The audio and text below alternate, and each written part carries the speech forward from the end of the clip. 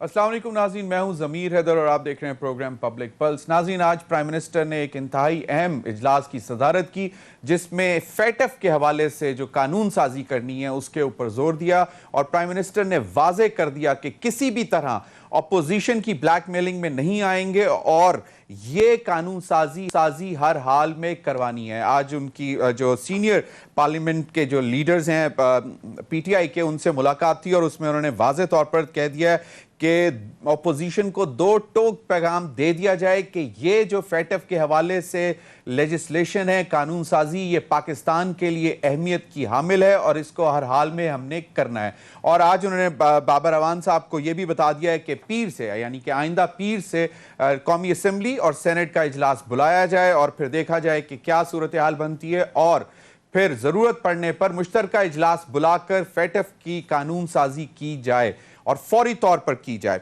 तो ये एक इंतहाई अहम पेशरफ्त है जो कि आज डिसीजन हुआ है और ये भी वाजे कर दिया कि किसी भी तरह की ब्लैकमेलिंग में नहीं आएंगे। दूसरी जानिब कराची में आज शहबाज शरीफ साहब पहुंचे और वो मुख्तलिफ जगहों पे गए, इजहार हमदर्दी भी की जो मुतासरीन हैं कराची में फ्लड की वजह से, और उसके बाद फिर वो आसिफ अली जरदारी साहब से भी मिले, उनका वफद मिला और वहाँ पे पीपल्स पार्टी के सीनियर लीडरशिप भी मौजूद थी, बिलावल भुट्टो जरदारी साहब भी मौजूद थे। और वहाँ पे अब ये फैसला हुआ है कि कल, यानी कि जो कल इजलास है रहबर कमेटी का, जो कि अपोजिशन की रहबर कमेटी है, उसमें तकरीबन 11 अलाइड अपोजिशन की पार्टीज ने शिरकत करनी है और उसमें यह तय किया गया है कि एपीसी का इजलास और एजेंडा जो है वो तय किया जाएगा कि एपीसी किस दिन बुलाई जाएगी और उसका एजेंडा क्या होगा। इसमें थोड़े से डाइवर्सिफाइड व्यूज हैं दोनों बड़ी पॉलिटिकल पार्टीज के।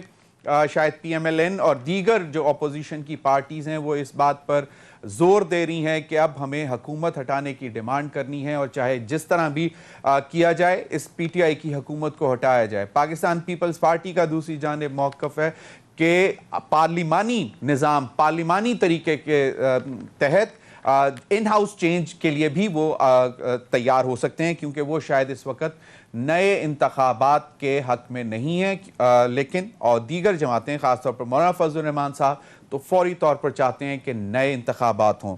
Army chief general Qamar Javed Bajwa साहब भी कराची में मौजूद हैं, बहुत इंपॉर्टेंट और हेक्टिक मीटिंग्स कर रहे हैं और कराची की आवाम को उन्होंने यकीन दिलाया है कि अगले 3 साल में कराची को मुकम्मल तौर पर जो है वो ठीक कर दिया जाएगा और 3 साला मंसूबा बनाया है। इसमें उन्होंने कहा है कि सूबाई हुकूमत और वफाक की हुकूमत जिसकी कमेटी बन चुकी हुई है वो बैठकर जो है इन मामलात को देखेंगे और आज फिर उनकी मुलाकात ताजिर बरादरी, कारोबारी शख्सियात से भी हुई और उनको भी ये यकीन दिलाया है कि हम कराची की बहारें, कराची की रौनकें वापस लाएंगे, क्योंकि कराची पाकिस्तान का मौशी हब है, कराची मिनी पाकिस्तान है, कराची रोशनियों का शहर है और इसको एक दफ़ा फिर रोशन करना है और इसमें किसी किस्म की भी कोताही अब बर्दाश्त नहीं की जाएगी। जी हाँ नाज़रीन, आज आर्मी चीफ ने यह वाज़े तौर पर पैगाम दे दिया कि अब हमें कराची को बेहतर करना है। जिस तरह पहले उसको दहशतगर्दी से पाक किया, अब उसको बाकी जो उसके मसाइल हैं उससे पाक करके उसको बेहतर करना है। इस पर भी बात करेंगे। दूसरी जानिब फरतुल्लाह बाबर साहब और फिर मुख्तलिफ पीएमएलएन के जो लीडरशिप है उनकी प्रेस कॉन्फ्रेंस हुई, जिसमें जो एक अहम बात जो फरतुल्लाह बाबर साहब ने भी की, क्योंकि सदारती निज़ाम के हवाले से बड़ी अफवाहें उड़ रही हैं, एक पिटीशन भी दायर हुई है सुप्रीम कोर्ट ऑफ पाकिस्तान में, जिस पे फरतुल्लाह बाबर साहब यानी कि पीपल्स पार्टी का मौक़िफ़ यह है कि फेडरल पार्लिमानी स्ट्रक्चर को छेड़ा गया तो नतीजा भयानक होगा। मुझे नहीं मालूम कि ये क्यों ये अफवाहें चल रही हैं कि जी इस तरह की सूरत हाल बनने जा रही है। और नाज़रीन, अच्छी खबर आज की ये है कि पाकिस्तान की स्टॉक एक्सचेंज को एशिया की बेहतरीन मार्केट का खिताब आज मिल गया। आज परफॉर्मेंस बहुत बेहतर रही और डॉक्टर शहबाज गिल साहब ने इस हवाले से ट्वीट की कि अल्लाह का शुक्र है पाकिस्तान स्टॉक मार्केट एशिया की बेहतरीन मार्केट बन गई। ये एतमाद है इमरान खान पर और उनकी पॉलिसियों पर। इंशाल्लाह पाकिस्तान तरक्की की मंजिलें तय करेगा। ये आज ट्वीट की शहबाज गिल साहब ने। नाज़रीन, सिंथिया रिची के हवाले से अगर आपको याद हो, आपसे कुछ चंद माह कबल बहुत ही एक मतलब वो ख़बरों में रहीं, बहुत उन्होंने एक इंकशाफात भी किए बहुत सारे, और उनके मामलात जो हैं अदालतों में भी चल रहे हैं। कल भी एक इस्लामाबाद हाई कोर्ट से फैसला आया था और उसकी तारीख जो है शायद 22 सितंबर को दोबारा जो है ऑनरेबल चीफ जस्टिस साहब ने मदऊ किया था मिनिस्ट्री ऑफ इंटीरियर के ऑफिशियल्स को। और लेकिन कल ये फैसला आया और इस्लामाबाद हाई कोर्ट का, और कल की तारीख का ये एक नोटिफिकेशन, एक लेटर हमारे पास आया जो आज जारी किया गया, जिसमें क्या गया, जो request for extension of visa जो की थी सिंथिया रिची साहिबा ने, उसमें the competent authority has evaluated your application for extension under work visa category as per policy and hence regretted. और इसमें यह भी कहा गया है उनको, you are therefore directed to leave Pakistan within 15 days.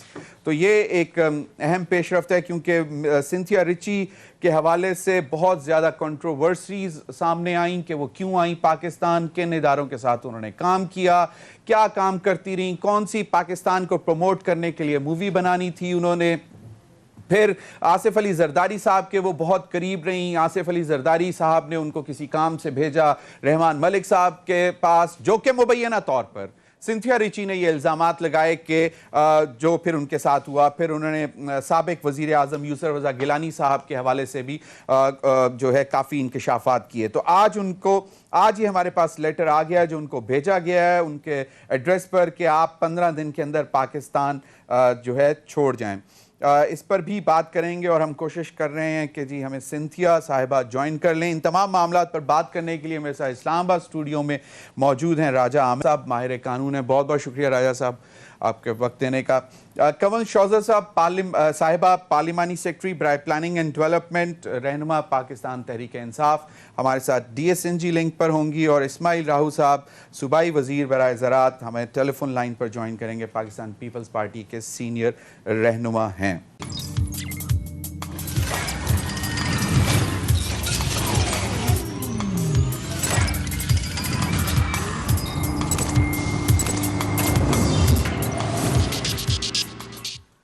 Ji welcome back नाज़रीन। फेटफ के हवाले से प्राइम मिनिस्टर ने वाज़े तौर पर आला सतही इजलास में यह बता दिया है कि जी ऑपोजिशन को पैगाम दे दिया जाए कि फेटफ कवानीन हर सूरत पास कराएंगे, और ये पीर से इजलास बुलाने का भी उनको कह दिया है। और उन्होंने कहा है कि अगर तो जो सूरत हाल देखेंगे उसके बाद शायद मुश्तरका इजलास बुलाया जाएगा, और इस हवाले से बड़ी सहर हासिल गुफ्तगू हुई है। राजा आमिर अब्बास साहब, ऑपोजिशन का स्टैंस आपको मालूम है, ये क्या मतलब, इसमें वजह क्या है कि वो सिर्फ आमला के हवाले से कि एंटी मनी लॉन्ड्रिंग के हवाले से प्रॉब्लम है, या उनको उस इशू से प्रॉब्लम है कि जी बगैर मतलब वारंट्स के उठाना और नैब के परव्यू में लाना? देखिए, इससे कि पहले कि मैं इस पे आऊँ, आपने अभी थोड़ी देर पहले मैं बैठा हुआ था, चूँकि वो सिंथिया का चल रहा था। एक बात ज़हन में रखिए कि जो स्टेट होती है या किसी भी मुल्क को ये इख्तियार होता है कि वो पर्सोना नॉन ग्रांटा किसी को भी डिक्लेयर कर सकता है, फॉरेनर को डिक्लेयर कर सकता है। एंड वंस द गवर्नमेंट या द रेलिवेंट अथॉरिटीज़ वो इसको डिक्लेयर करते हैं, तो फिर वो चाहे अदालत में जाए या जो भी जाए, ये डिसीजन सरकार का होता है। और सरकार के पास जो रीजनिंग है कि अगर आप विजिट और टूरिस्ट वीज़ा पे इस मुल्क में हैं तो आप पहाड़ों की बात तो कर सकते हैं, आप यहाँ की झीलों की बात तो कर सकते हैं, आप यहाँ के मैदानों और माहौल की बात कर सकते हैं। लेकिन अगर आपका ओकेजनल क्या फ्रीक्वेंट विजिट हो रहा है इस मुल्क के इंटीरियर मिनिस्टर्स के पास, दूसरे हाई अप्स के पास, प्राइम मिनिस्टर्स के पास, तो this is a fit case कि जिसमें गवर्नमेंट अगर एक्शन लेती है तो उसके पास जस्टिफिकेशन होगी। ठीक है, अब आ जाए फेटिफ पे। फेटिफ पे आ जाते हैं। देखिए, फेटिफ क्या है?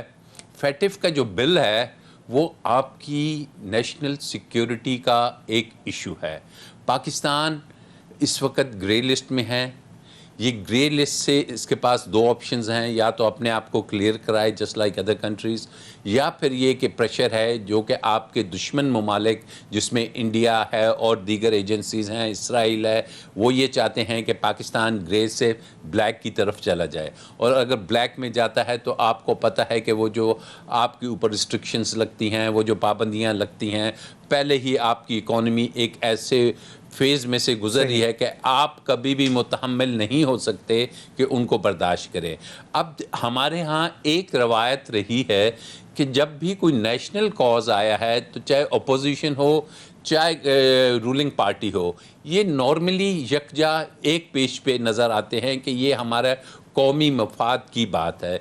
लेकिन अनफॉर्चुनेटली इस दफ़ा हमने देखा कि जब नेशनल असम्बली से ये बिल तो पास हो गया, लेकिन जब सेनेट में जाता है तो वहाँ पे कुछ जो उनकी ज़ाती अपनी ख्वाहिशात थी वो जो सी हैं पाकिस्तान से नंबर ले जाती हैं, और वो ख्वाहिशात यही थी कि जो नैब के तरामीमी बिल हैं, और उसमें वजह क्या बनाई, अब बीइंग ए लॉ स्टूडेंट वजह ये बनाई कि जनाब आप जो मनी लॉन्ड्रिंग है, मनी लॉन्ड्रिंग में आप विदाउट वारंट्स या मजिस्ट्रेट से इजाज़त लिए बगैर अरेस्ट नहीं करेंगे। और 90 दिन भी ज्यादा है, मतलब अब बात यह है कि इस पे बहस कीजिए, लेकिन इस मुल्क में एक अजीब बात है कि क्या ये पहला कानून है कि जिसको कॉग्निजेबल बना दिया गया है, काबिल दस्तअंदाजी है पुलिस के, पुलिस अरेस्ट कर सकती है। मतलब हमारे सीआरपीसी में भरा पड़े हैं इस किस्म के आप भरे क्या, आपके 90% ऑफेंसेस जोन से हैं उसमें पुलिस जाके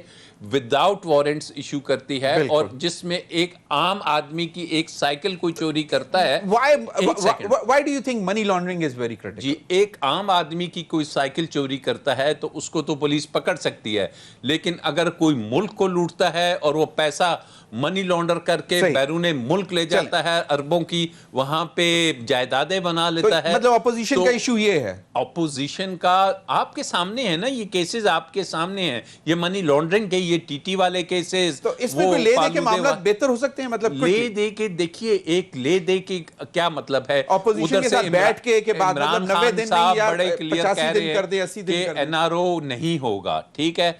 अब ले दे अगर तो ये आती है फरमाइश के जनाब मतलब एक्सपर्ट्स बैठकर बात कर सकते हैं। एक्सपर्ट्स देखिए, एक्सपर्ट्स बैठ के आप 90 दिन के रिमांड को भले से 14 दिन का रिमांड कर दे, लेकिन अगर आप ये कहें कि जनाब इसमें से आप ये चीज भी निकाल दें, असल में नैब के पर्व्यू में से निकाल दें, तो सैबोटाज किया गया है, असल में ब्लैकमेलिंग है, असल में वही बातें हैं कि जनाब आप नैब की रिफॉर्म्स ले आइए, आप उसको एक टूथलेस टारगेट वो बना दीजिए डिपार्टमेंट। इस्माइल राहू साहब, तो ये वो चीजें हैं। इस्माइल राहू साहब, पीपल्स पार्टी की तरफ से हमें कुछ मतलब जो वाइब्स आ रहे हैं उसमें यह है कि शायद वो इतना अब सख्त स्टैंस नहीं रखेंगे, लेकिन पीएमएलएन का जोर होगा कि ये लेजिस्लेशन ना होने दें, तो फिर क्या दोबारा ऑपोजिशन में कोई दरारें, और फिर ऊपर से मौलाना फजल रहमान साहब का भी यही स्टैंस है कि जी ऐसी ऑपोजिशन क्या, अब तो हुकूमत को ही नहीं रहना चाहिए। देखें ज़मीर हैदर साहब, हम पाकिस्तान पीपल्स पार्टी ने जो भी मुल्की मफाद के मामला होते हैं या नेशनल इश्यूज होते हैं, नेशनल काज होता है और पूरे कौम का और मुल्क का मामला होता है, तो उसी में कभी भी जो है वो अपनी पार्टी पॉलिटिक्स या ज़ाती बुनियादों की चीज़ें कोई भी जो है उसको तरजीह नहीं दी। लेकिन इसमें भी मामला तब हुए, शुरुआत तब हुई, वो भी गवर्नमेंट के ऑन पार्ट थी।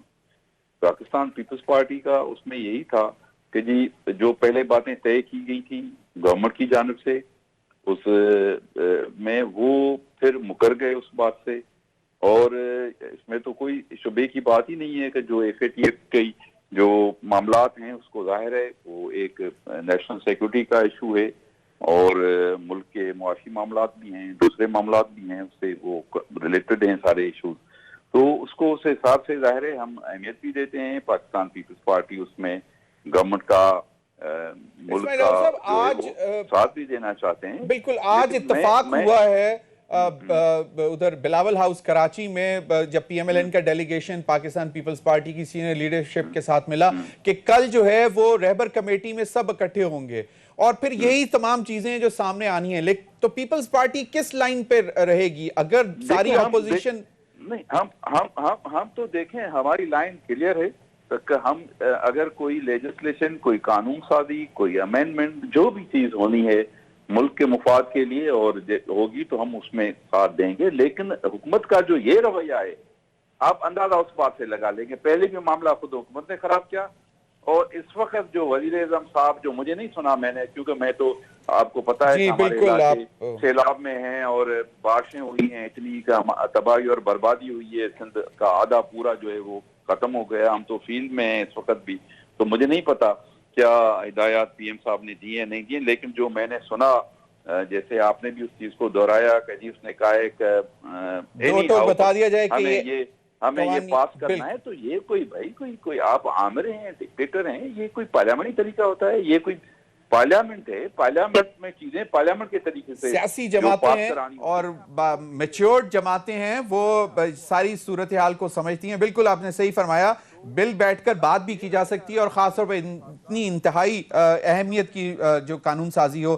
कमल शौजत साहिबा, आपने पार्टिसिपेंट्स की कमेंट सुन लिए।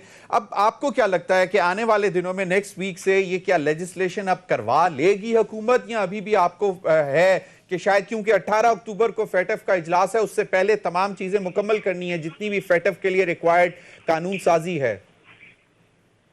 देखिए जमीर, सबसे पहली बात यह है कि आपकी जितनी डिस्कशन चली थी इसमें से 4-5 चीजें जो बिल्कुल गलत कोट की गई हैं मेरे जो पीपल्स पार्टी वाले कोलीग हैं उनकी तरफ से, और कुछ बता रहे थे जो राजा साहब, मैं उस पर थोड़ा सा ऐड ऑन कर सकती। ये 2 बिल है जनाब मेरे पास है, और फॉर्चुनेटली जितनी भी कार्रवाई हो रही थी सेटअप की, लॉ मेकिंग की, तो मैं आपने शायद अगर फुटेजेस उठा के देखें तो सामने बिल्कुल बैठी हुई थी बाबर रबान के साथ वाली सीट थी। 2 बिल थे, एक है जनाब वक्फ प्रॉपर्टी वाला आईसीटी का बिल, जिसपे हमारे मौलाना फजल रहमान और सिराजुल हक साहब की जो पार्टी है, दोनों बहुत ज्यादा शोर मचा रही थी, इन दोनों को बहुत एतराज था। और एक जो anti money laundering act 2010 Amla, 2010 में फॉर्चुनेटली हम नहीं थे। 2010 के बाद जिसने ये एक्ट बनाया था या इसमें जो नैब का लफ्ज डाला था, वो इन्हीं दोनों पार्टीज ने मिलकर डाला था। खसूसन जो Pakistan money laundering network PMLN है उन्होंने। अच्छा जी, अब इन्होंने कहा जी डिलिब्रेशन होनी चाहिए और हुकूमत को तय कर लेना चाहिए। मैं इनके गोश्तकार कर दूं कि डिलिब्रेशन होती रही, रात के 3-3 बजे तक होती रही, और उसके नतीजे में ये पूरा जो उस दिन बिल थे, इसको बिलावल साहब भी तशरीफ फरमा थे, ख्वाजा आसिफ भी बैठे हुए थे, एहसन इकबाल भी बैठे थे, और बीच में एक दफा ज्वाइंट सेशन हुआ तो शेरी रहमान साहिबा उठ के आई, जो हमारे लॉ मिनिस्टर हैं फरोग नसीम साहब, ने उस वक्त उनके साथ थी, वहां के उन्होंने 2-3 लफ्ज भी ठीक कराए, मोहसिन राजा ने भी बात की। जो अमेंडमेंट्स इन्होंने प्रपोज की वो उस दिन वहां से बिल में डालकर पास हुई। नेशनल असेंबली में ये सब मौजूद थे और इन पार्टिसिपेंट्स ने मिलकर ये बिल पास करवाए, और जिस वक्त ये गए सेनेट में, तो जहां इनकी मेजोरिटी है पीपल्स पार्टी की और नून लीग इनके साथ मिली हुई है, वहां जाके ये मुकर गए। डायकॉटमी है, ये दोगलापन है, ये इनकी मुनाफकत है, क्योंकि अब इनको ये समझ रहे थे कि जब तक हम डिलिब्रेशन कर सकते हैं, हुकूमत को स्ट्रेच कर सकते हैं, तो देर शायद हम इन्हें ब्लैकमेल भी कर लेंगे और फाइनली हम जो चाह रहे हैं वो ये कर लेंगे। जिस दिन इन्होंने ये सुन लिया कि वजीर आजम ने 0 टॉलरेंस पे बात कर दी है कि इस नेशनल इंटरेस्ट के मामलात पे कोई डिलिब्रेशन नहीं होंगी, ये एज इट इज पास कराने, क्योंकि हम नहीं चाहते कि जिस पाकिस्तान को इन्होंने मिलकर ग्रे लिस्ट में डाला है। कमल शौजत साहिबा, इस्माइल राहुल साहब का नहीं, अब मैं आप ही से बात कर रहा हूं। मैं ये कह रहा हूं कि इस्माइल राहुल साहब का ये था कि जो तरीका कार, जो कि मैसेज देने का तरीका है, वो शायद सही नहीं है। मतलब जमहूरी हुकूमत है, आप जमहूरी लोग हैं, जमहूरी वजीर आजम हैं, तो ये इस पर मैं आपका कमेंट चाहूंगा। लेकिन अभी मुझे कहा जा रहा है वक्त हुआ एक ब्रेक का, तो ब्रेक के बाद आप ही इस पे कमेंट कर दिए। हम अगले टॉपिक पे चलेंगे कि क्या कराची अब एक पॉलिटिकल हब बन गया है, सियासी हब बन गया है? क्या तमाम पॉलिटिकल जमातें कराची पर सियासत करेंगी या कराची के लिए बेहतरी के लिए कुछ काम करेंगी? ब्रेक के बाद।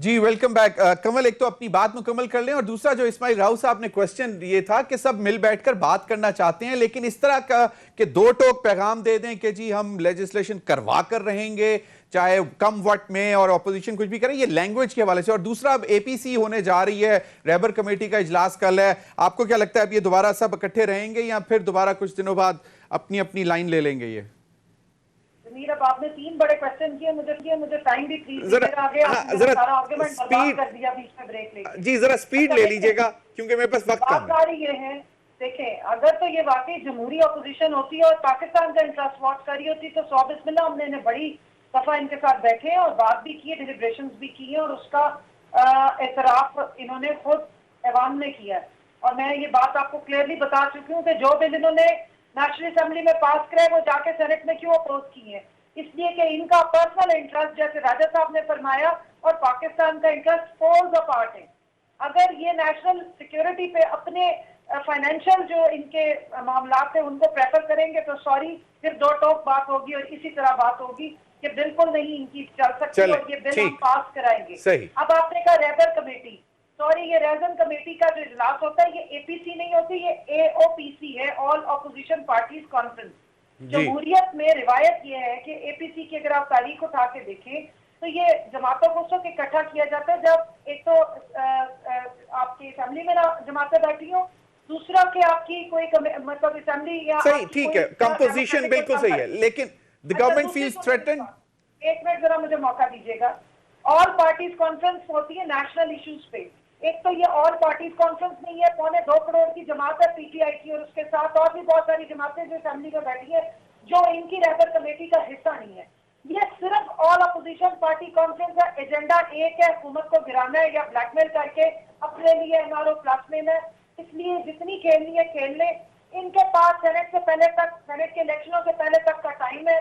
उस वक्त तक ये पैनिक अटैक जितने इनको उन्हें होते रहे, जिस दिन सेनेट का इलेक्शन हो गया इनके ये सारे ड्रामेबाजी एक साइड पर हो जाएगी, क्योंकि ये कोई जमहूरी अपोजिशन नहीं है, ये पाकिस्तान की अपोजिशन है, ये सिर्फ अपने एजेंडे। ठीक, आप बिल्कुल, आपका कहने का मतलब है कि इनके जाती मुफादात हैं। इस्माइल राव साहब, कराची में आज और लीडर ऑफ द ऑपोजिशन पहुंच गए, जुमे को लीडर ऑफ द हाउस यानी कि प्राइम मिनिस्टर इमरान खान साहब पहुंच रहे हैं। मामला सिंध के और कराची के बेहतर होते नजर आ रहे हैं आपको? देखें, कराची सिंध है और सिंध का दार खिलाफा है और सिंध का हिस्सा है, और अगर वजीर आज़म साहब आना चाहते हैं, दौरा करना चाहते हैं, तो मुल्क के वजीर आज़म है, वो पूरे पाकिस्तान के वजीर आज़म है, उसके साथ वो सिंध के भी वजीर आज़म है। फकत कराची का ये क्यों दौरा कर रहे हैं? क्या दूसरे सिंध के अंदर बारिशें नहीं हुई? क्या दूसरे अजला नहीं डूबे? क्या दूसरे शहर नहीं डूबे? क्या वहां भी आए, वहां भी मिले, आए, उनके लोगों के जो डूबे हैं, जो फसलें डूबी हैं, जो घर डूबे हैं, जो शहर के शहर तबाह और बर्बाद हुए हैं, तो वहां भी आए, वहां भी आके उनका मालूम करें, उनसे मिलें। लेकिन जहां तक ये मसला है कि वजीर आज़म साहब आए, लेकिन आके करेंगे क्या? आर्मी चीफ कराची में बैठे हैं, इससे पहले जो आए हैं तो उन्होंने सिंध के लिए क्या किया है, सिंध को दिया क्या है? नहीं, लेकिन आज की बात करते हैं, कराची को 162 अरब हम नहीं, उनके इत्तेहादी चीख के चला के बेचारे नाज़िमशिप से रिटायर हो गए, मेयरशिप से, लेकिन उनको भी उन्होंने नहीं दिया पैसा खर्च करने के लिए। तो कोई स्कीम, कोई इन्होंने, जब 2 साल हो गए इनको, कोई प्रोजेक्ट ले आए कराची के लिए? जो पुराने प्रोजेक्ट दूसरी इस्माइल राव साहब, आर्मी चीफ भी बैठे हुए हैं कराची में और उन्होंने भी वाज़े तौर पर कह दिया कि अगले 3 साल में सिंध की हालत जो है वो बदल देंगे। कराची समेत सिंध की हालत क्या बदलेंगे? पहले उस मुल्क की तो हालत बदलें जहां ये बैठे हुए हैं, पूरे मुल्क की, पिशावर की तो हालत बदलें, लाहौर की तो हालत बदलें, पंजाब के जो बाकी दूसरे शहर जो डूबे हैं उनकी तो हालत बदलें, सवात डूबा हुआ है उसकी तो हालत बदलें। ये क्या बिल्कुल, और बस अल्लाह, क्या है? अब तो वाकई बहुत तशवीशनाक सूरत हाल है क्योंकि रेला बन रहा है। फरतुल्लाह बाबर साहब कहते हैं नवाज शरीफ के खिलाफ घेरा तंग किया जा रहा है, ये एहतसाब नहीं इंतकाम है। के बावनी खसूसी पर ऐसे इल्जामात लगे हैं, लेकिन नैब और सब खामोश हैं। जब तक इसे तसल्ली बख्श जवाब नहीं आता, जब तक इंक्वायरी की नहीं जाती है, हिसाब का अमल पर सवालिया निशान रहेगा। क्या बात है? देखिए, फरतुल्लाह बाबर को नवाज शरीफ की फ़िक्र लगी है, जरदारी की फ़िक्र क्यों नहीं करते, बिलावल की फ़िक्र क्यों नहीं करते? सेम एलिगेशंस हैं। और तालपुर साहिबा पे 9 तारीख को, और यही नवाज शरीफ है जो कहता था कि मैं तो भुगत चुका हूँ, अब इनकी बारी है, ज़रा ये भुगते ना। तो बात ये है कि हर चीज़ पे सियासत करनी, और ख़ास कर ये जो आपने बात की वज़ीर आला के मामले ख़ुसूसी वाली, अब ये भी बात सियासत अगर आप करेंगे और सियासत इस बात पे करेंगे कि अक्रॉस दी बॉर्डर, एक महीना भी नहीं करते, डरते भी हैं, और एक महीना पहले जब आपकी इंडियन एक लाइन लेके आता है मेजर उनका, और उसको टो किया जाता है, तो खुदारा अब आपके मुल्क की सर्वाइवल की जो तमाम उसकी जो सेंटर पॉइंट है ना, पिवटल पॉइंट, वो है सीपैक। और